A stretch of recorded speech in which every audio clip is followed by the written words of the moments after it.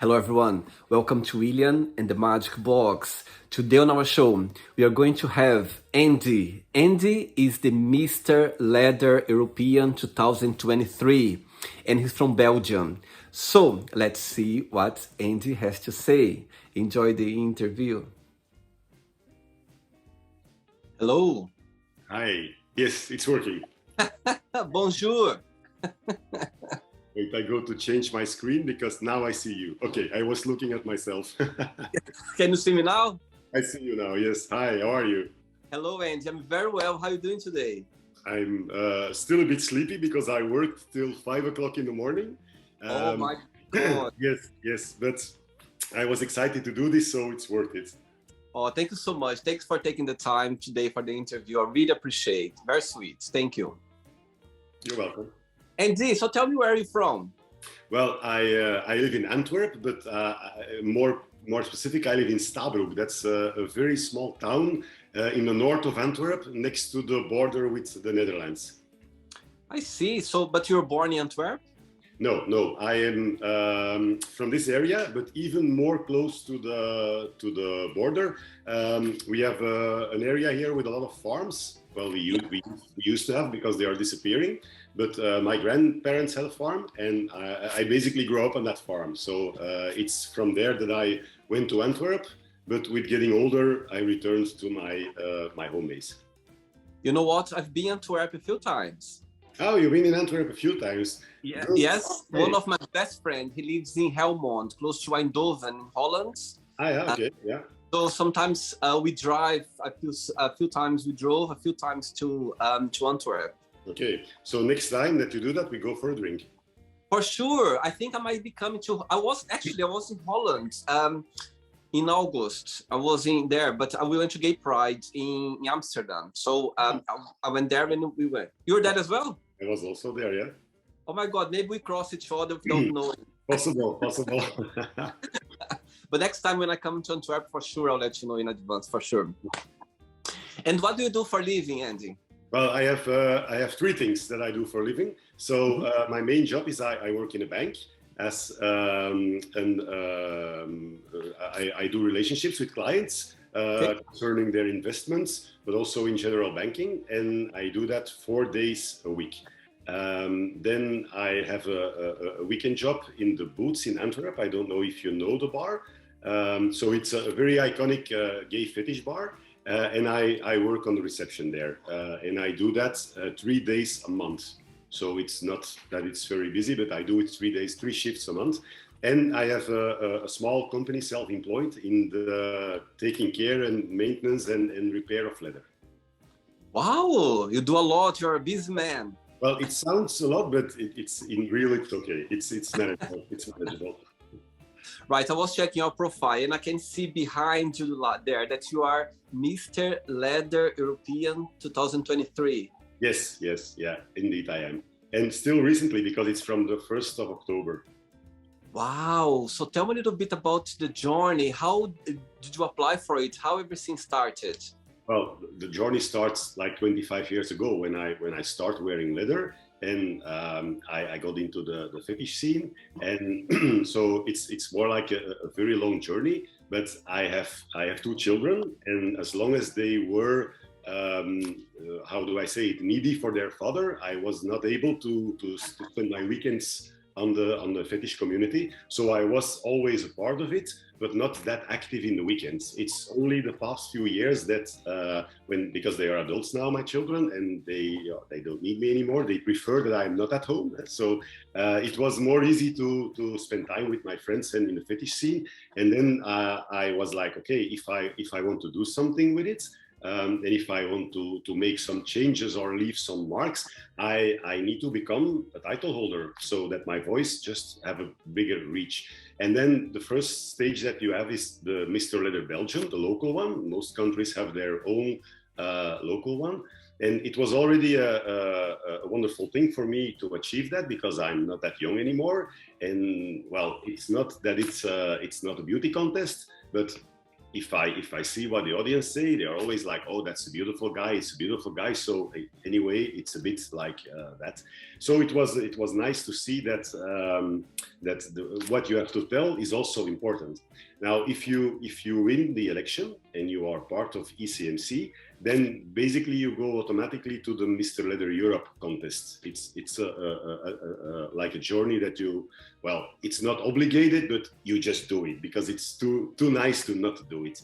So I went there, but I was absolutely not having the idea that I could win, because we had 7 very strong candidates. They all had a very strong story and thing to do with their title. So I was very surprised when I was in the last round of the 3, and then in the end I was like, okay, I'm already here. It's okay for me. It's wonderful. I already am in the top 3. And then they said, yeah, the new Mr. Leather Europe is Andy, and I was like, how is this even possible? It's so it's very exciting, but it's also nice to see that it's a strong signal that as well as the jury, as the community, they don't want naked bodies and 6-packs and sexy guys. They want to have a guy next door where they can level with. They can say, because that's what most of the audience said, we can be you. It's very important, because if you look at a role model and it's like, oh my God, but he has a 6-pack and he's so sexy and he's always perfect, and when you get out of bed, he's already like a model. No, with me, they just see Andy. It's just a normal guy that have to go to the work, and in the weekend have to do laundry and have to do ironing and have to do groceries and makes his mistakes in life. And I think that's the most important, that I am just myself. So if you look at me and you're looking for a role model in the leather community, it's very easy to become like me, because you just have to be yourself. I'm so glad we connected and you accept my invitation, because I think what you just said now is very encouraging. Imagine people watching this interview right now, how much they're going to be encouraged to be part of any competition that they feel like, anything that's. There are no rules. As you said, nowadays, I think in the past, people always have this concept that for you to achieve something, as you said, you need to have a good look or you need to have a good body, and it doesn't work like that. Nowadays, people, what they want to see is the real person and what's the story behind, what they have to share, what they can contribute to the world, what they can bring to the world. So I think that's so amazing. I'm so glad that you shared that now, and because it's amazing. Yeah, but if you see that it took me 49 years to discover that, it's a long journey to go. I always say, like, it's very difficult to even start coming out of the closet. That's for I never was in a closet, so I don't know what it is to be in one. And I think that about that, every day is a bit coming out of the closet, because even at my work, I had a few days ago, I had a client, and because of the fact that I have children, we always have nice conversations. Oh, my children. Oh, you have children. Oh, and then most of the times the next question is, so you also have a nice wife? No, I don't go there. I just say, no, I'm married to a guy. And to be honest, I still have to have the first negative reaction to it. Maybe I'm just lucky, but there are no negative reactions. But I think it's important to not hide things. It's just like, okay, it doesn't make any sense that I go to say to the person, oh yes, I have a very nice wife. No, of course there is a mother of my children, but it's not my wife. It's the mother of my children. I am married for 20 years to a very nice guy. So I don't have to say to everybody, no, I'm married to. So I think that every day happen things that you have to do a little coming out, and maybe don't make the coming out so big that you are like, okay, I go to do a coming out and the world have to know. No, just make a daily thing out of it and just be who you are. And if everybody starts doing that, well, maybe it's one step ahead again, one step in the good direction again. That's amazing. That's amazing. I think saying that you are open a lot of people's minds, just saying this for sure. Andy, are you ready to go on a beautiful journey through your memories in life and to share your point of views? I'm very curious, and I also have a nice question for you. Oh my God, you put me in this spot now. So welcome to William and the Magic Box. So this is my best friend,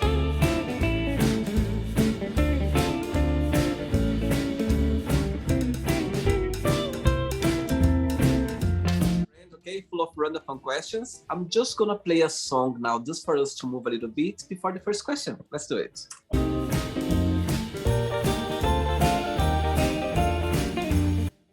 Okay, Andy, so before we start the game, during the journey, if there is a question that you don't want to talk about for some reason, you don't want to answer, always can change, okay? Okay. First question for you is, if you could sit down with your 13-year-old self, what would you say? With my 13-year-old self, okay, I would give him the advice, just let everything happen. Because everything what needs to happen will happen eventually. You don't have that much control over your life. So just let it happen. Use your brain every day and make the right combination between your heart and the brain. And for the rest, well, any advice, I see it with my children, any advice, they don't listen anyway. So so to my 13-year, to myself 13-year, go with the flow and make your mistakes and enjoy life. Amazing. And Andy, how was growing up as a gay boy in Belgium, in a small area of Belgium? How was it? Well, it happened out of itself. Like, well, my parents, well, they knew, so they were a bit surprised that on a certain moment, I said, okay, I go to marry to my girlfriend. Well, they were like, okay, but we had a little naughty plan, because I had a girlfriend at school, Anne, it's the mother of my children, and we both were like, okay, we want children. It's simple. We want to have children. I wanted to have 2 boys, and my wish came true. So wow. We decided to go on a very, well, if you look at it now, it can be a childish plan, but it's genius, because we created a very strong base to let the children grow. And after 2-3 years, we divorced, and we had a very strong legal base. The children have my name. They are our real children. There is no, so with doing that, I didn't grow up as a gay, because I was not part of the gay life or the gay community. And let's not forget that 30 years ago, there was no gay community. It was all a bit hidden and was non-existing. I remember in Antwerp, we have a street, and people used to call it the Rue de Vaseline.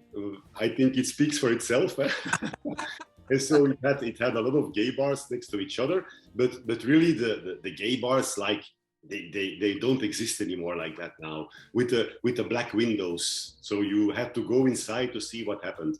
Now, when I went to my grandmother when I was a child, we always took the tram to drive through the city, and the tram went straight through that street. And every time that we went through, she was next to me and she did like this. So whatever I saw, it was with my grandmother's hand. That's so funny. In front of my eyes. But well, for the rest, it went quite naturally, because, well, my wife, if I can call her like that, well, she knew. So it was the most difficult one to tell it to. Well, I didn't have to tell, because she knew. My children, the most important persons, well, they grow up with it. So they are very natural with it. Well, my friends, of course, they are gay themselves, so that's no problem. And I think that it's like I said before, do it step by step. Just do a little coming out every day to the world, and don't try to make a big statement that everybody knows it in one time. No, just do it like that. I never had any problems with it. So growing up, I didn't grow up in a gay world. I just am a gay growing up in the world. I see. Amazing. Yeah, I think all of us, we have, as you said about your grandmother, hide your eyes. It was very funny. Yeah, it was very funny. I think all of us... sorry? When you do that, you want to see even more. Yes, it's so true.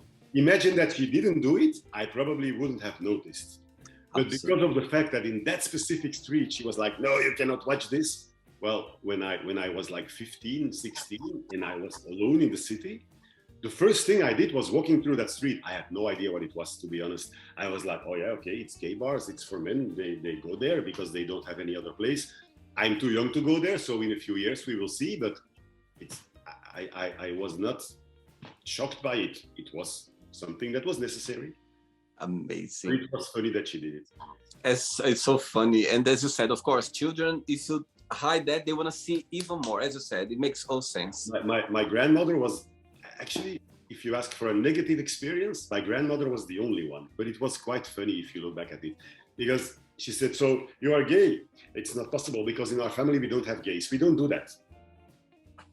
And I was like, okay, but it won't change nothing. I still will be a gay. And she was like, no, we don't go to do that. And she turned around and she went to business as usual. And she was like, don't exist. In our family, we don't do that. So, and she became 94 with that mindset. And she died only 1 year ago. So until then, she was like, no, he's not gay. She just blocked it out. Oh, sweet of her. I know, I think maybe she wasn't prepared for that. You know, it's a different generation. She was not ready for it. Oh, sweet. Next question, let's do it.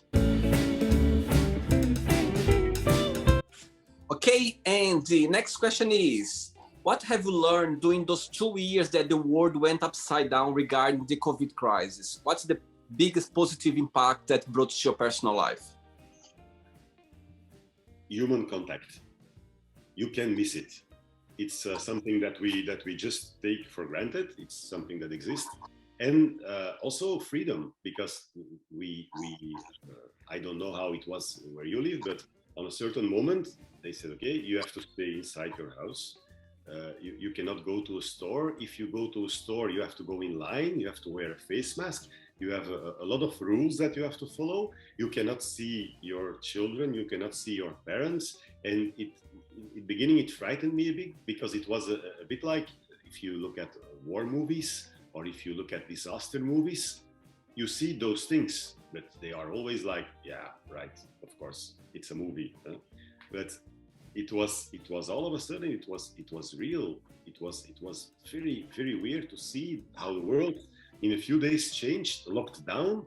And I also learned that a strong relationship is very important, because if you are in a lockdown in your house, the world becomes very small. It's a very small world in a few days. So the people that you live with, well, you have to have a strong base to survive that. It's and I think that my mother that lives around the corner here, I appreciated her more because of the fact that, well, you never imagine that your mother, you know that someday she will be gone, but you never think about that until it's that far. Now I had a bit of a distance that we never had, because my mother is like a friend. We have a very good connection. We always hug. We have a very good mother and son relationship. And all of a sudden I had to look at her through a window, and I was like, what? But you're my mother. And I was like, yeah, but I know that I can give you something that will kill you. So we need to do this. Well, it was quite shocking, but I learned to appreciate more the contact with my family, with my children, with my friends. So I think if now someone asks me, do you want to organize a party or do you want to do something? I used to be like, no, I don't have time for that, and all with all the family and all the things. And now I'm more like, yes, we need to do that, because sooner or later there will become a time that we can't do it anymore. Absolutely. Very good. Good one. Next question. Andy, before the next question, tell me your journey in the leather community, how everything started, how this connection with leather came into your life. Well, it was quite early, because well, we live next to the Dutch border, and when I was like 15, 16, they had sex shops there. Something was that we didn't have. Now, when I went there, I always looked a bit older than I was. When I was 16, I could easily say I'm 22. So on a certain moment, I just went with my bicycle there, and I was planning to buy a magazine with erotic pictures. So I bought one, one with men and women, and I was like, well, doesn't say me nothing. So I went back and I bought, it was a magazine those times called Gay Lips. And it was a magazine about gays. It had stories, but it also had pictures, of course. It had erotic stories. And there was one promotional offer in it, and it had you know, Tom of Finland. Yes, yes, the figure. Yeah. For those who don't know, it's like this kind of guy. Huh? It's basically the Uber leather guy with the biker jacket and the cap and everything on it. And I looked at it and I was like, oh my God. Whew. And well, when you're 15, 16, you have no idea what that feelings mean to you. Mm-hmm. So, but it's a bit like a discovery journey, because every time that I was in a magazine, and when you're 15, 16, you the only thing that you do is thinking about sex. Let's be honest. It's the moment that you start, and you do a lot of masturbating. So I was all the time in the magazine like, yeah, okay, let's use this one today, and yeah, let's use this one today. But I always came back to the leather guy, and it was a bit like, yeah, it gave something to me. So I was like, okay, that it's not easy to find leather guys. It's not that you can say, oh, let's go to a leather bar, and no. When you're 15, 16, it's not possible. So luckily, I was on the farm with my grandparents, and my father, he was always a bit like a cowboy. My father was a cowboy with a hat and the cowboy shirt, and so now I know it's his fetish. At that time, I had no idea. My father is a cowboy, so it wasn't a surprise for him that I asked. I would like to have a leather pants. So in the 80s, when my friends they were dreaming about the weird fashion of those days with the flashy things, I was like, I want to have a black leather pants. And my father was like, yeah, okay, but where do we get that? It's not that easy to find, because it's not that there is like now. It's very simple. You go to Mr. B. I'm not doing a promotion, but they are my sponsor. So and you buy a leather pants. Now, at that time, you didn't have internet, you didn't have stores like now. So, well, we found one. I don't remember anymore where, but they found one, like just a plain 501 jeans in leather. And, well, the first time that I put it on, it turned me on immediately. I was like, oh my God, what is this doing with me? Now I know that it's very simple. I still have the same feeling when I wear it. Makes me happy. It's very simple. It makes me happy. So it started there. Basically, it was the first, and then it's a discovery journey. You just start discovering. You buy new things. You try them on, and on a certain moment, your body and all the receptors in your body, they will tell you what you like or what you don't like. Oh, that's amazing! My goodness! And since then, you've been part of the leather community. It's been part of your life since then. The leather community, I think that I grow a bit with the leather community, because the leather community as we have it today is like 60 years old. I become 50 next year. So it's not that the leather community was that old when I was younger. And the leather community started to become like now since the internet, because the world is connected very easily. And because I can imagine that before the internet, they had to do with letters. They had to write letters to each other, and then they could send a fax. Can you still imagine that we have to do this by sending letters to each other? Wow. So what it is now is an evolution that got on a very high speed with the internet. So I got the biggest part of it, because the biggest part is the last 20 years, and it's exactly the time that I am active in it. So it's but it's a nice community to be in. It's a very open community and a very welcoming community. Very good.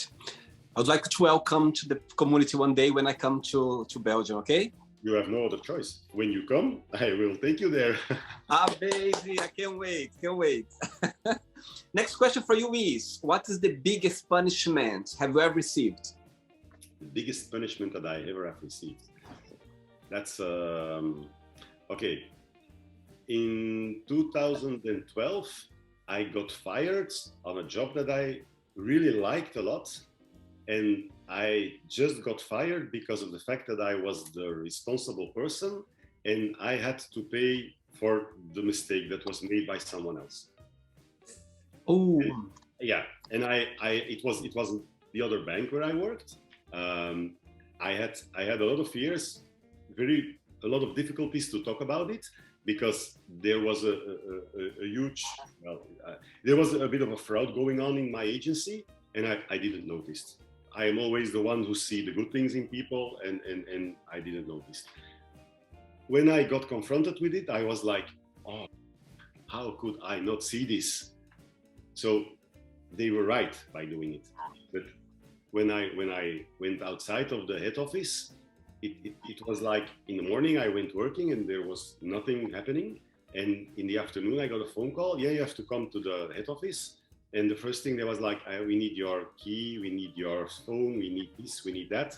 And okay, you have to sign here and bam, go out. And I was like, no. And when I was outside, I looked to the building and I saw like, no, it was that one. If you really say a punishment, that's a punishment. But they were right. Did you take a positive thing out of it? Do you think that experience event was necessary for you to grow up Absolutely. or to get something better? Absolutely. I have a very strong rule now. That's trust is good, control is better. Very good. So if someone thinks that I trust him, I do, but I check it. Very good. Good one. Life lessons. Absolutely. But to make it positive, after it was the best thing that could happen to me because I went to another bank that is it's not because I work there now, but it's really the best employer that anyone can have.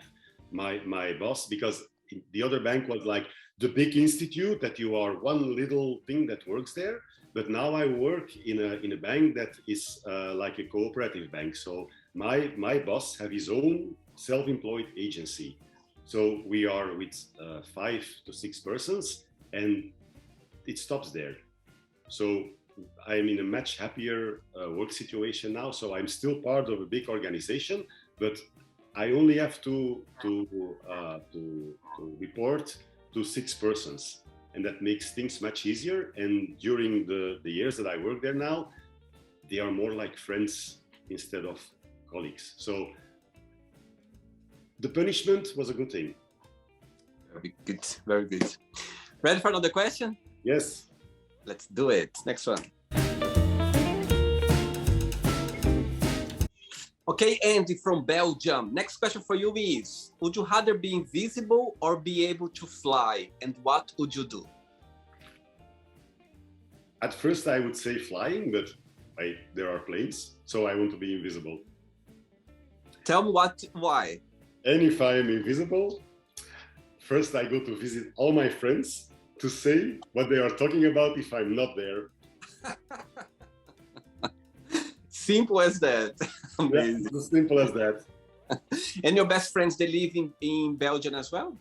Well, they live in Belgium, but they start with changing and becoming Mr. Leather. They are becoming more international because when I go to an election in another country, well, there are always persons that keep sticking to you and that you get to know. So, and also with the internet, friendship is becoming more fluid because, yeah, it's not anymore that all my friends have to live next door. No, friends are living all over the place. But okay, what is the definition of a friend? You have friends and you have a few friends, and that one they are living very near me.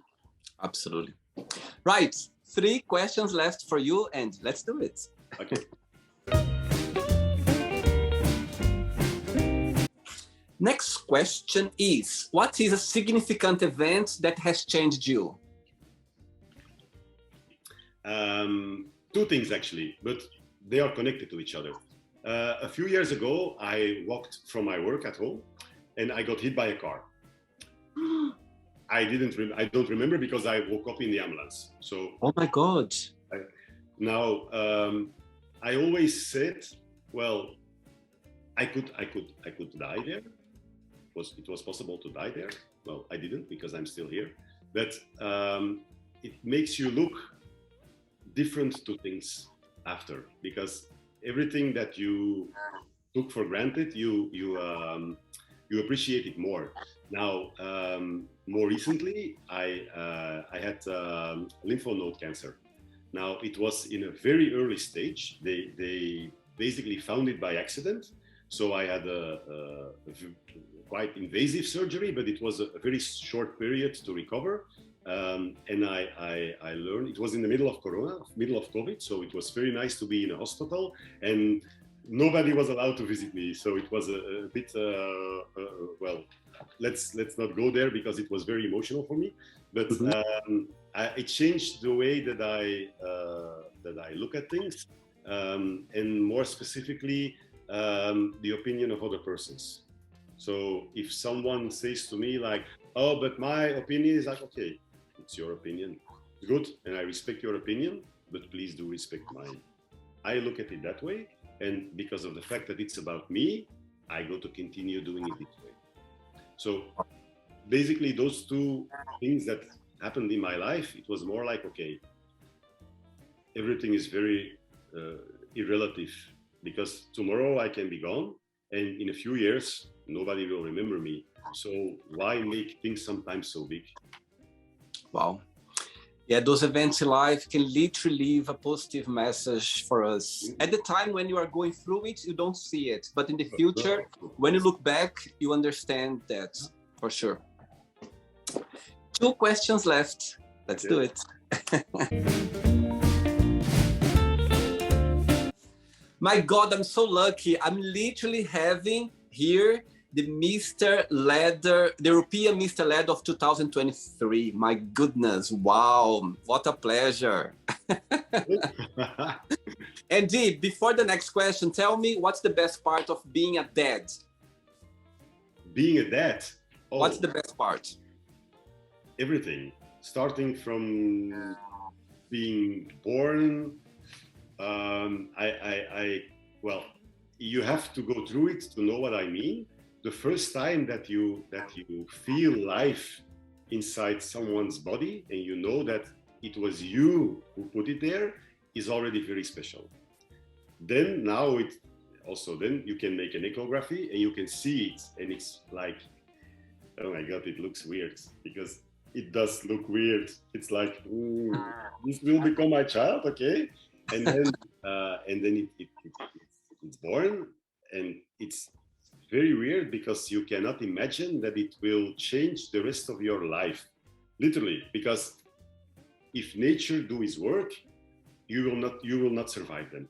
They will survive you. So, and then you see growing them up, and every stage is very special because when they are small, they love you and you are their world. And that's very simple. It's because they need you. If you don't give them anything, they will die. So it's a very strong connection. Well, I had a very strong connection with both because I was the dad that walked around with the kangaroo bag, and I held my children to me, and I was like, okay. And when I was working, then I took them at work in a maxi cozy, so I was very, very connected to them. But then you also have the period that they hate you when they are in the puberty. You have the period that they hate you and that you fight with them and that you are on a war zone, that you think that, oh my God, why did I want to have children? And then after comes the time. But if you are looking at this, my colleagues now, they both are in that situation. And when I hear them talking about, I'm like, It will take 5 years more for you to go through this. But now they are adults. One is still living in my house, but I give him downstairs his own studio, so I don't bother him and he don't bother me because he's 22. And the other one is going to 26, and he's starting his own life. He lives in an apartment that they bought with his girlfriend, and it's very nice to see that history repeats itself, because I see them doing things that I also did. I see them making mistakes that I also make, and I'm always like, please make them. Don't listen to me, because please make them, because we will learn from it. But the last thing that really almost took my breath was I had my birthday in October, and they were like, okay, what do you want for your birthday? Now, I am someone that if I need something, I just go and get it. So I am very difficult to surprise. Now, when I bought the house where we live in now, when we bought it, my husband, I always say to everybody, we have the most ugly kitchen of the whole world. But it's not that old to replace it. But every time that I go into my kitchen, I'm like, ugly. So, but the most ugly thing was the water tap. It was a very weird shape. I didn't like it. And they were like, okay, we go to buy you a new water tap for your kitchen. And I was like, okay, only if you also install it. And they were like, okay, we go to install it. And they were here together. So at a certain moment I arrived home, and they almost completely demolished my complete kitchen. And I saw two pair of legs coming out of the kitchen cabinet, and I saw them working together. And I really was like, oh my God, my boys, they are working together and they are taking care of their daddy's kitchen. And I was like, oh my God, they are so cute and adorable. And I think that, but everybody who have children will say that. I want to go back, and I want to have every minute again, because even the puberty war zone, now it's like, yeah, you have to go through that. It's very nice. So yeah, it's a journey of love that never ends. Beautiful, very beautiful. Next question is, what did you want to be growing up? Oh, what I wanted to be growing up? Well, I wanted to become a policeman. Ooh. But I never got there. I think now, if I look at it, I know why I wanted to become a policeman.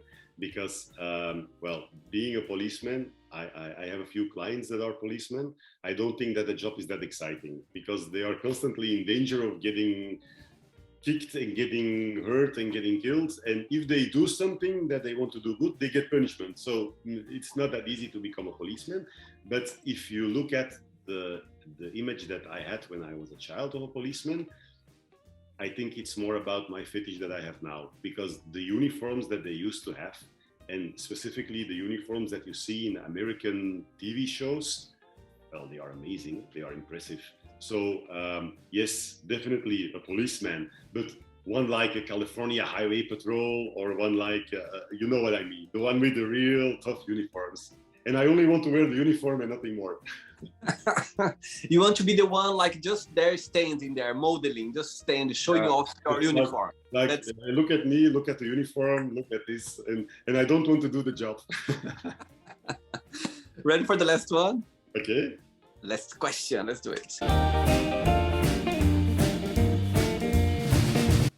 But before the last question, in your opinion, what is the biggest misconception that people has regarding the fetish community? Okay, that's a very good question. And I have a very good answer for that. Everybody keeps connecting it with sex. So everybody say, okay, so he is a leather guy. So it's all about sex and dark rooms and BDSM, and no, it's not. You should be so lucky. Well, it's not. Because first of all, but that's specifically for me, because I know there are other persons, I don't like to have sex in leather. And I will tell you why. And I think that everybody will understand. It's too complicated. Did you ever wear a full leather suit? It takes a half an hour to get it on. So please, let's keep everything where it is. So it's not that simple. Well, it's, of course, it's exciting and it's a kind of a foreplay, but it's not always a sexual thing. And that's something that you can go through the complete fetish scene. People try always to see it with a connection with sex, but I want to do it in the opposite way. Everybody has sex. I hope so. Everybody has sex because it's a very nice thing to do if you have the right person to do it with. Even mosquitoes, even flies, even all living creature on the world have sex because that's the way that we keep existing.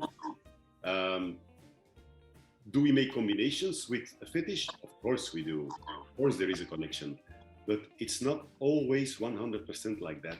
And I think that's the biggest misunderstanding that people have. They are looking sometimes a bit like they make it a bit dirty. And it's not dirty. Well, not for me. It's nice to wear. It gives me a nice feeling. Sometimes it gives me the extra self-confidence that I need to have to express who I am.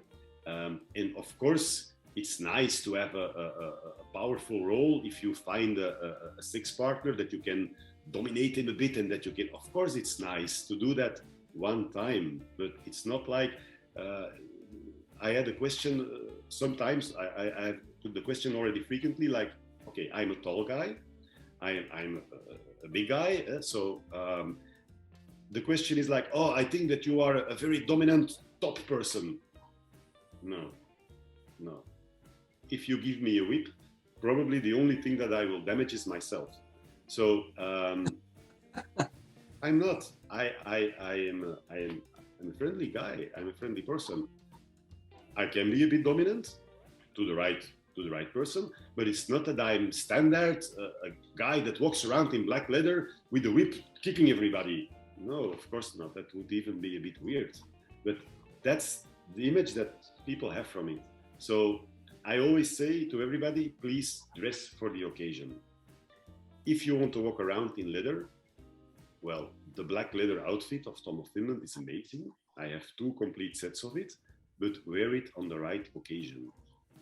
If I would be here now wearing that, with the cap, with the sunglasses, with everything, the interview would have been completely different than what it is now.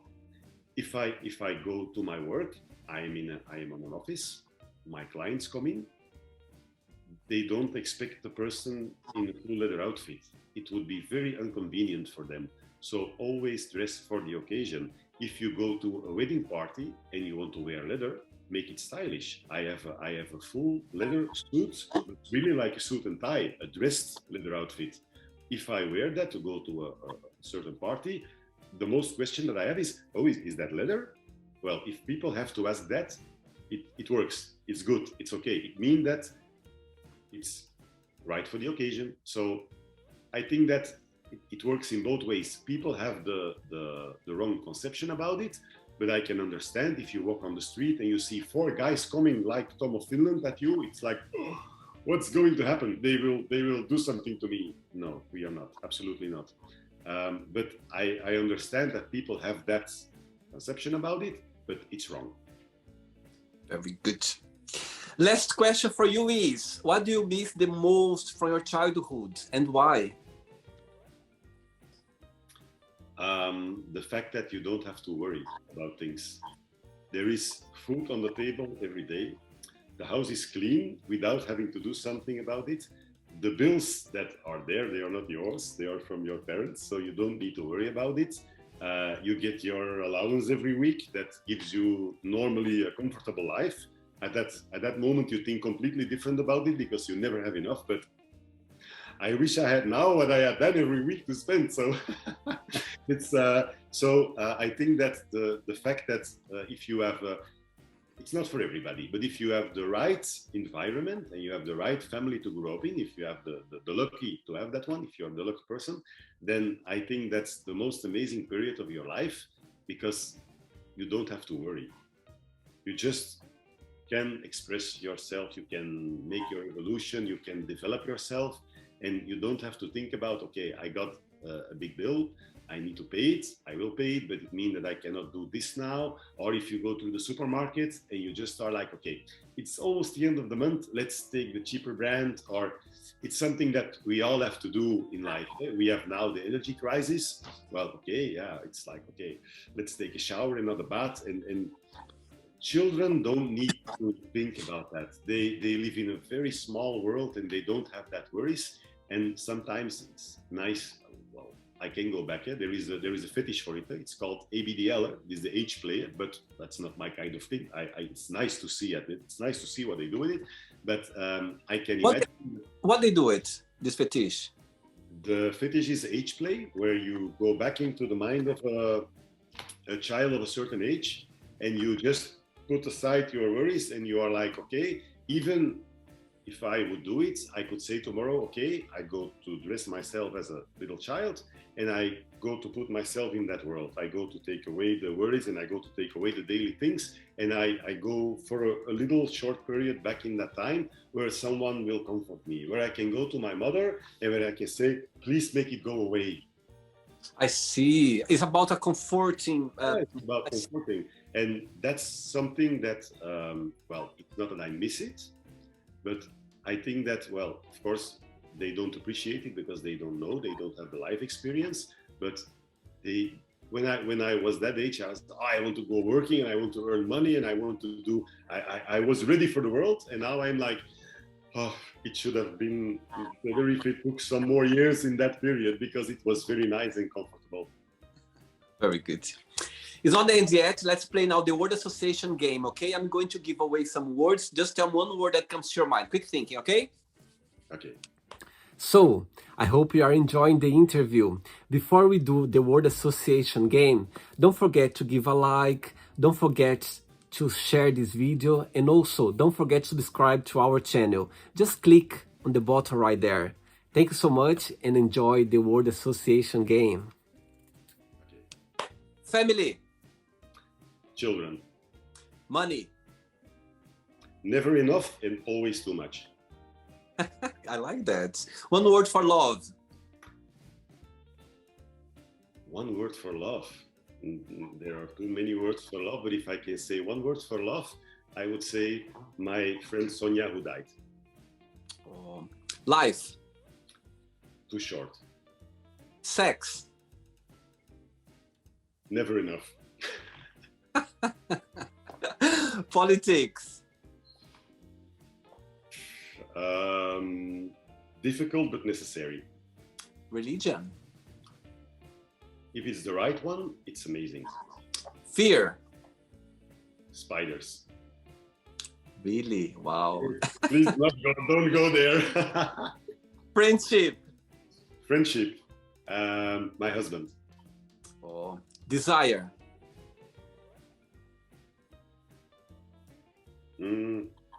Keeping things like they are now. Regret. None. Never.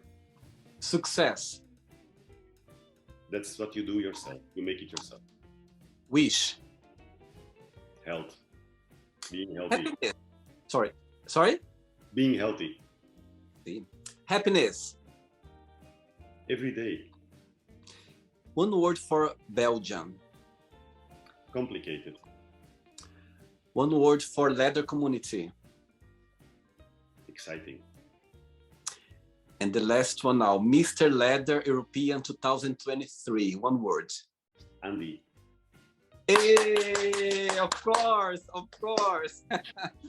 Let's pretend now I'm going to meet your lovely husband for a coffee, and I'm going to ask him, tell me the most beautiful thing about Andy, and tell me something that he still needs to work on, to improve on. What your husband would say? That he never had one day in his life that he was bored. Wow. He always said that. He always say that to everybody. If you are with Andy, it's never boring. And it's a huge compliment. Wow. And something that you need to improve on, to work on, what he would say? For myself. Yeah.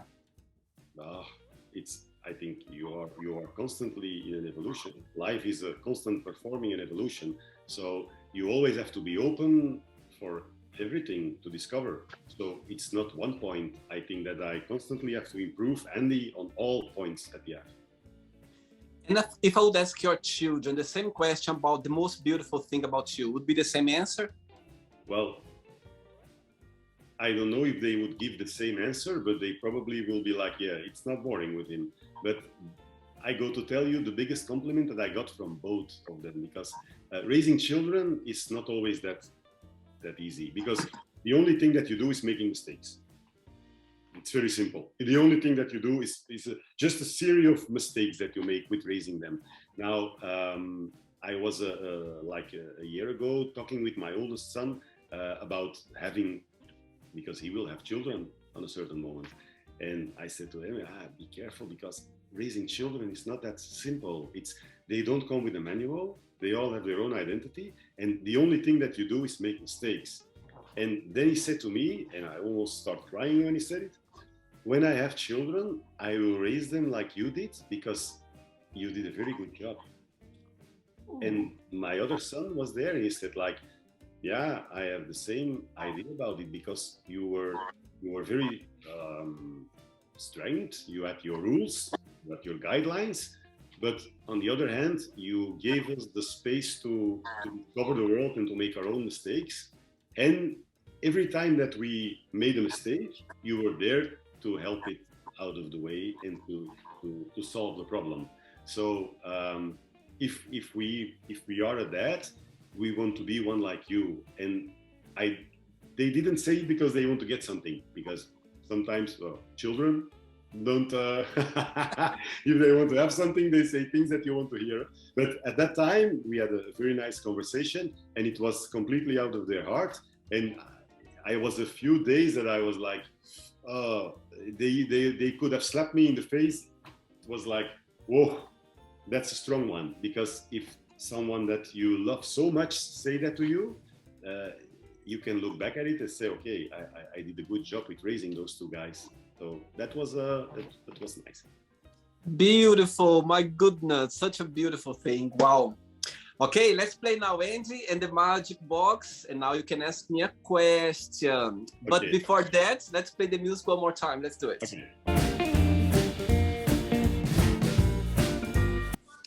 Okay, Andy, you can ask me a question now. Okay, are you ready for this? Oh my God, yes, I think so. So you already said that you would come to Antwerp. Yes. Okay. So when you are in Antwerp, I go with you to the Mr. B store in Antwerp. It's a fetish store where they basically have everything that you can imagine. Make it weird enough and they will have it. But they also have just a normal black basic leather pants. So you can go very far and they will have it. Now, I go with you to that store, and what will be the first thing that you will try? Piece of clothes. What will be the first thing that you will try? Which color will it have, and why? So it's three questions. Huh? I love the question. I love the question. Okay, I'm gonna answer that, but at the same time as well, when you invite me to come to Antwerp, and I told you about going to the leather community, I literally picture myself, you from my side and guiding me. Okay, like, okay, William, I think like as a proper guy, as a proper introduction to the leather community, yes, and I would love that. But your question, going to there, I think the first thing that would get my attention would be a trousers, like a proper leather trousers. That would get my attention. It's exactly what I would advise you. And I'll tell you why. Once, a few years ago, I met someone who was into fetish, and he had this, he was very into rubber, and he had a collection of rubbers. And I remember seeing for the first time, I was like, oh my God, that looks amazing. And he had some shorts, and he asked me, please, just put the shorts on. I'd like to see you on the shorts. And I put the shorts on. And for me, it was like, wow, amazing. I felt so comfortable with. And anyway, and he had other things as well, but I remember about the shorts. But yes, if I would go with you to this the shop, the first thing would get my attention would be a trousers. I'd love to put a leather trouser. Actually, I never put it on, never. So it's gonna be the first time with you. We go to do this for real, huh? So I never had a leather trousers like a proper one. Never put it on, but it would get my attention because I think, as you said about confidence, I think with these leather trousers, I would get very confident. I would feel confident, and I would feel like, I don't know, sexy. I would feel like myself. I would love to have this leather, you know what I mean, trousers on. And the color, it would be black. Okay. I think it works well with my skin color. I just like black leather. I think I would go for that for a trousers. Well, basically, the perfect answer, because you know the women, they have the little black dress. You know, the little black dress. Basically, every woman should have a little black dress in their closet. Well, everyone should have the basic black leather pants to start with. It's the Uber thing to start with. So it's a very normal choice. Yeah. Wow. So yeah, I would go for that. And what was the last part of the question? Yeah, and why that color? But you already answered it. Yeah, because I think, as I said, I think black. Actually, I like a lot of colors. I think colors, you know, depending the mood, but I think black, it gives me confidence. I feel good, and also it matches well with my skin color. I don't know, I just like it. Actually, I'm wearing black now. You see my. I first had another question for you. So if you have 2 minutes more time, I give you 2 questions. Please do. Just because you are from Belgium. Okay. So I don't know if you have a fetish. So I just go neutral. Okay. I don't know your dressing, I don't know your wardrobe, but imagine that tomorrow I come to you and I take away your complete wardrobe, and you can only choose one thing that you absolutely want to keep. What it will be, what it is, and why. Okay, I love the question. My God, you put me in the spot now. Something in my wardrobe that's okay. The first thing that came to my mind is if you check my pictures on my website or I post every day, like, you know, those thumbnails, you can see the trousers I'm wearing. It's kind of ripped off, some trousers, like ripped off trousers. I don't wear those trousers very often, but sometimes I wore them sometimes for occasion, something that I feel good about it. And actually, when I did those pictures, I was wearing, and it was very suddenly because I didn't prepare myself for those pictures. I was with a friend, I was doing interviews, and I was like, oh my God, I'm wearing these trousers now. Let's do some pictures. And I put the hat on. I was with those trousers, and I just felt good about it. And the pictures came nice. I just, oh my God. So those trousers, actually, I haven't worn them like for a long time. I think since like for 2 years. And next week is my birthday. I'm going to go to Portugal with some friends, and I'm going to bring it because I haven't worn that. So yeah, I think those trousers, I'll keep it. And actually, other thing as well that came to my mind is when I was 19 years old, I came to Europe for the first time to live in Europe, to live in Portugal. And my mom, she gave me a shirt to wear on my trip. Yeah. And I still have it, and I'll keep it forever because it was a shirt that, you know, I came to Europe and was the first shirt that I have for my mom, like you know, this special occasion. So those two things, the trousers, because I love those trousers, and that shirt that my mom gave to me like 20 years ago. It's a specific shirt, or it's something that you easily can replace? No, it's a very simple shirt. Like, I think it's purple, the color. It's a very simple shirt. But no, greenish, like between green and purple. But it's a very normal shirt, like very traditional. But I just like it because it's a sentimental gift. It's something that you can't replace. I have when I met my husband, and that's a very long time ago. The first night that he slept with me, he left his T-shirt. It was a gray T-shirt from Universal Studios that he bought when he was on a trip in the United States. And I stole it from him. Yeah, I wanted to keep it because it smelled like him. He forgot it, and because he forgot it, I stole it. I kept it with me.